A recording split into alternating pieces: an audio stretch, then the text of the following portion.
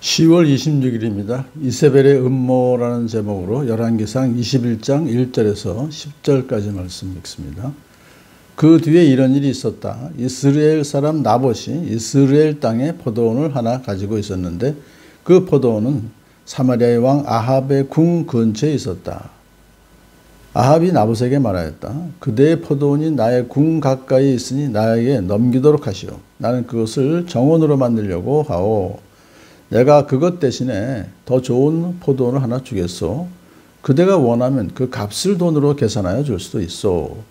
나봇이 아합에게 말하였다.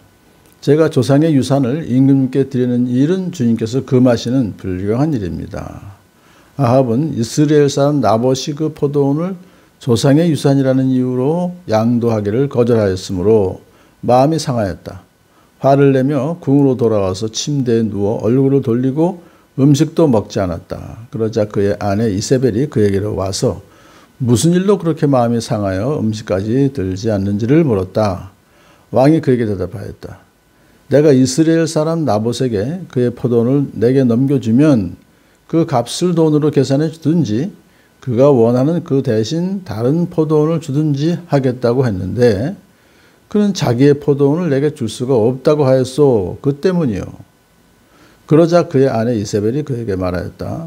당신은 현재 이스라엘을 다스리는 임금님이 아니십니까? 일어나셔서 음식을 드시고 마음을 좋게 가지십시오. 내가 이스라엘 사람 나봇의 포도원을 임금님의 것으로 만들어 드리겠습니다. 그런 다음에 이세벨은 아합의 이름으로 편지를 써서 옥새로 인봉하고 그 편지를 나봇이 살고 있는 성읍의 원로들과 귀족들에게 보냈다. 그는 편지에 이렇게 썼다. 금식을 선포하고 나봇을 백성 가운데 높이 앉게 하시오. 그리고 건달 두 사람을 그와 마주 앉게 하고 나봇이 하나님과 임금님을 저주하였다고 증언하게 한 뒤에 그를 끌고 나가서 돌로 쳐서 죽이시오. 아멘. 그 뒤에 이런 일이 있었다는데 그 뒤라고 하는 것은 바로 앞에 있었던 일은 한 예언자가 아합에게 와서 당신이 시리아 왕 베나닷을 살려준 것 이것은 하나님의 뜻을 거역한 것이요 라고 하면서 하나님께서 심판하신다는 메시지를 전했어요. 그때 그는 근심하고 자기 궁으로 돌아갔다 그랬는데 사실 그것은 하나님께서 회개하라고 그렇게 기회를 준 것이죠. 근데 아합은 회개하지 않고 근심만 하고서 이제 다 자기 또 일자리로 돌아왔다 그 말입니다. 자, 그런데 이제 오늘 이런 일이 있었다라고 하는 것은 너무나 유명한 사건이죠. 그 결국은 나봇의 포도원을 빼앗는 사건인데, 자, 근데 그 나봇의 포도원이 어디 있었냐면 이스라엘 사마리아 왕 아합. 왜냐하면 사마리아 왕 아합이라는 것은 수도는 원래 사마리아죠. 그러니까 이제 근데 이스라엘은 거기서 좀 떨어진 곳에 별궁이 있는 거예요. 그 별궁 근처에 이제 포도원이 있는데 그 포도원이 나의 궁 가까이 있으니까 그 정원으로 만들면 아주 보기 좋을 것 같다 하는 생각이 든 거예요. 그래서 포도원이라고 하면 사실은 포도를 이스라엘 백성들에게는 하나님이 보살펴 주신다는 그런 그 상징하는 좋은 거죠. 생산을 해주니까 포도주를 또 만들고 포도즙을 만들고.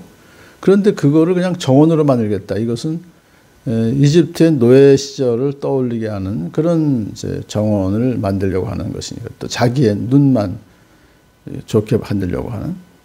그러니까 아주 굉장히 욕심이 많은 거죠. 그대가 원하면 그 대신에 그 나한테 주면 내가 다른 포도원을 하나 주든지 아니면 또 돈으로 해달라면 돈으로 계산해 줄 수도 있다 하고 굉장히 합리적으로 그렇게 제의를 해요. 왕이지만 그냥 뺏질 않고. 그때 이제 나봇이 아합에게 이렇게 말합니다. 그 제가 조상의 유산을 임금님께 드리는 일은 주님께서 금하시는 불가한 일입니다. 아무리 당신이 왕이라 할지라도 나는 왕 위에 하나님이 계시다는 걸 믿소. 그런 뜻이에요. 그래서 하나님께서 금하시기 때문에 나는 임금님께 드릴 수가 없다. 이거예요. 신명기 19장 14절에 보면 이미 조상이 그어놓은 당신들 이웃의 경계선을 옮기지 마십시오. 원래 이게 다 하나님의 땅인데 이스라엘 백성들이 골고루 나눠주신 거 아니에요. 땅은. 그렇기 때문에 그 땅의 주인은 하나님이시기 때문에 우리 인간들이 마음대로 할 수가 없습니다 하는 그 정신을 갖고 있는 거예요. 자, 그러니까 나봇이라는 사람의 신앙은 대단한 거예요. 왕의, 그리고 이 나봇은 알고 있습니다. 아합이 또 이세벨이 얼마나 악한 왕이라는 거, 어떤 해코지를 할 수 있을지 충분히 감안하면서도 하나님의 법을 어기지 않은 거예요. 그러니까 이 아합은 그래도 율법을 아는 자고 그동안 하나님의 그 참 위험하심을 알고 봤잖아요, 여러 번. 그러니까 하나님은 그래도 무서운 줄 아는 거예요. 그래서 나봇이 그 포도원을 조상의 유산이기 때문에 하나님의 법을 어길 수 없다는 이유로 양도하기를 거절하기 때문에 마음이 상해버렸어요. 자기가 어떻게 할 수가 없으니까. 율법을 어길 수가 없으니까. 그래서 화를 내며 궁으로 돌아와서는 포기를 해야 되는데 포기를 하지 않고 이런 참 어린애 짓을 합니다. 침대에 누워 얼굴을 돌리고 음식도 먹지 않았다. 굉장히 지금 뭔가 문제가 생긴 거예요. 그래서 아내가 왜 그러십니까? 여차여차합니다 하고 대답을 했죠.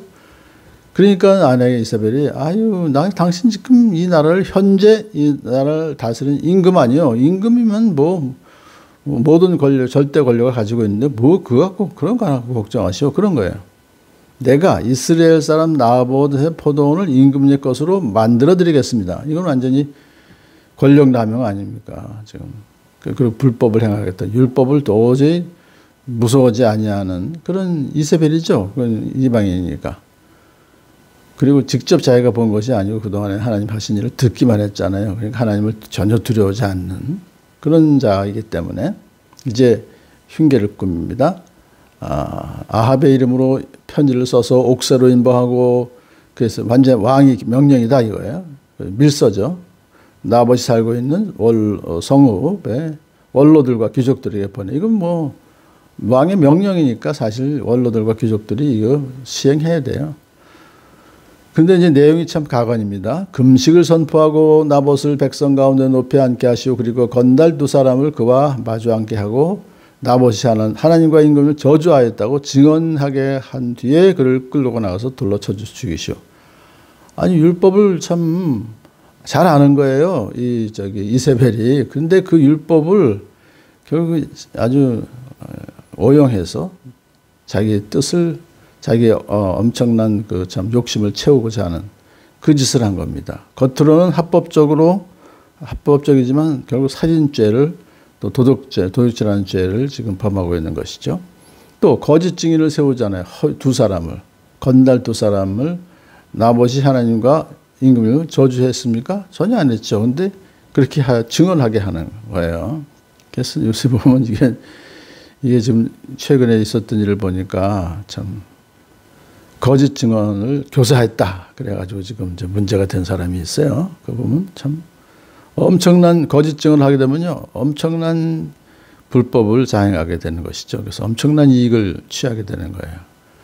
이제 그런 것을 보면서 지금 여기서 이세벨이 얼마나 간악한 사이인지 그리고 그 남편 아합은 사실은 그걸 모두 다 묵시적으로 동의하고 자기 욕심을 채우기 위해서 자기 아내를 이용하는 더 나쁜 자라고 볼 수가 있어요, 사실은. 그런데 이제 우리가 여기서 나봇을 생각해 보면은 이런 엄청난 음모가 진행되는 걸 지금 전혀 알지 못했다가 당하잖아요. 그렇지만은 결국은 하나님 명령에 그가 100% 순종하다가 억울한 누명을 쓰고 결국 죽임을 당하는 일이 생겼지만은 하나님께서는 그러한 것을 다 참 아십니다. 그러셔서 고린도 후서 1장 9절에 보게 되면은 우리는 이미 죽음을 선고받은 몸이라고 느꼈습니다. 항상 우리 크리스찬들은요, 그런 위험에 처할 수가 있다는 거예요. 죽음을 선고받은 몸이라고 느꼈습니다. 그렇게 된 것은 우리 자신을 의지하지 않고 죽은 사람을 살리시는 하나님을 의지하게 하기 위함이었습니다. 사도 바울이 고백한 거예요. 그러니까 우리가 지금 이 세상 살면서 억울한 일을 당해서 비록 이렇게 완전히 참 절망 가운데 빠지는 일이 생긴다 할지라도 죽음에 선고받으면 절망 아니겠어요? 그렇지만 그렇게 하시는 것은 우리로 하여금 우리 자신을 의지하지 않고 죽은 사람을 살리시는 하나님을 의지하게 하시려고 하시는 것입니다. 그거예요.